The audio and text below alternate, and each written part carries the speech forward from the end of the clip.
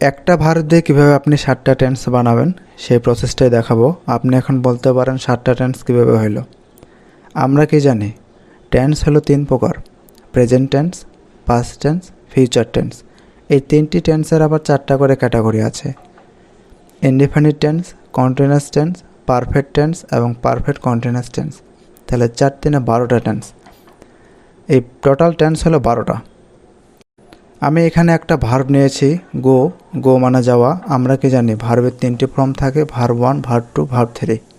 তাহলে গো, ওয়েন্ট, গন, এই 3টি ফর্ম। আমরা যদি এখানে বাক্যগুলো দেখি, প্রেজেন্ট ইনডেফিনিট টেন্স আমি যাই, তাহলে এখানে আমাদের সাবজেক্ট হলো আমাদের আই, যাওয়া ইংরেজিকে গো, তাহলে আই গো, আমি যাই। এবার যদি আমি প্রেজেন্ট কন্টিনিউয়াস টেন্স দেখি, আমি যাচ্ছি মানে কি বোঝাচ্ছে? এখানে চলমান বোঝাচ্ছে একটা কাজ। তাহলে এখানে আমি দেব, আমাদের সাবজেক্ট হলো আই, আয়ের পরে আমরা এম দেব, এবং যেহেতু যাচ্ছি, চলমান চলতেছে, তাই আমরা ভার্বের শেষে আইএনজি যুক্ত করব।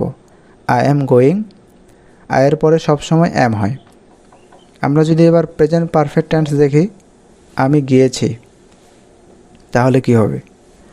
আই হ্যাভ গন, মানে গন ভার্বের 3 নম্বর ফর্ম। আয়ের পরে আমরা হ্যাভ দেব এবং হ্যাভের পরে সবসময় ভার্বের 3 নম্বর ফর্ম বসে। আই হ্যাভ গন মানে আমি গিয়েছি। পাস্ট ইনডেফিনিট টেন্স কী হবে? আমি গিয়েছিলাম, তাহলে ভার্বের 2 নম্বর ফর্ম বসাই দেব, আই ওয়েন্ট। আই ওয়েন্ট মানে আমি গিয়েছিলাম। এবার যদি আমি পাস্ট কন্টিনিউয়াস টেন্স দেখি, ওইখানে বলছিলাম যে আমি যাচ্ছি, এখানে বলছিলাম আমি যাচ্ছিলাম, তাহলে আয়ের পরে আমরা ওয়াজ দেব, আয়ের পরে ওয়াজ, এবং তারপর আমরা ভার্বের সাথে আইএনজি যুক্ত করে দেব, আই ওয়াজ গোয়িং।